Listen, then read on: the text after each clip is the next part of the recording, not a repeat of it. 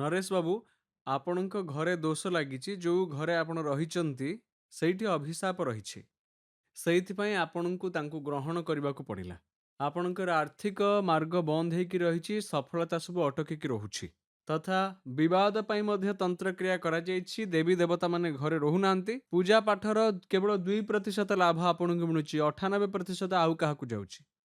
ବିଗତ 14 ବର୍ଷ ଧରି ଆପଣଙ୍କର ଆର୍ଥିକ ମାର୍ଗ ବନ୍ଦ ହେଇ ଚାଲିଛି। ଋଣ ଆପଣଙ୍କର ବଢ଼ି ବଢ଼ି ଚାଲିଛି। ବ୍ୟବସାୟ ଆଦି ମଧ୍ୟ ଚାଲୁନାହିଁ। କୌଣସି କାର୍ଯ୍ୟକ୍ରମର ବି କୌଣସି ଡିମାଣ୍ଡ ଆସୁନାହିଁ। ଆପଣ ଚାହାନ୍ତି ଯେ ଆର୍ଥିକ ମାର୍ଗ ଫିଟିଯାଉ ଏବଂ ଯେଉଁ ଦୋଷ ଅଛି ସେଥିରୁ ମୁକ୍ତି ମିଳିବ ଏବଂ ତନ୍ତ୍ର ଅଛି କି ନାହିଁ ଜାଣିବାକୁ ଚାହୁଁଛନ୍ତି। ଏବଂ ତନ୍ତ୍ର ତ ନାହିଁ, କିନ୍ତୁ ଗୋଟିଏ ସାଧୁର ଅଭିଶାପ ଅଛି। ଯେଉଁ ଘରେ ଆପଣ ବର୍ତ୍ତମାନ ରହୁଛନ୍ତି ସେଇ ଘରେ ଗୋଟିଏ ସାଧୁ ବାବାଙ୍କର ଅଭିଶାପ ପଡ଼ିଛି। ତାରି ସମସ୍ୟା ହେଉଛି। ଠିକ୍ ଅଛି, କୌଣସି କାର୍ଯ୍ୟ ସମ୍ପୂର୍ଣ୍ଣ ହୋଇପାରୁନାହିଁ। କିଛି ଜିନିଷ ବିକ୍ରି କରିବାକୁ ଚାହିଁଲେ ମଧ୍ୟ ବିକ୍ରି ହେବ ନାହିଁ। ଅସୁବିଧା ବହୁତ ହେବ। ଋଣରୁ ମୁକ୍ତି ମିଳିବ। 14 ବର୍ଷ ପୁରୁଣା ଏଇ ଅଭିଶାପ, ଯାହା ପ୍ରଭାବ ପକାଉଛି ଆପଣଙ୍କ ଉପରେ ଏବେ।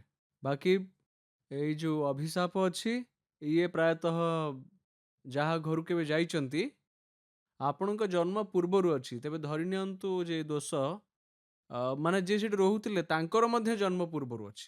ହଁ, ମାନେ ଆପଣ ତୃତୀୟ ପିଢ଼ି ବୋଲି ଧରି ନିଅନ୍ତୁ। ତୃତୀୟ ପିଢ଼ିର ବ୍ୟକ୍ତି ଆପଣ।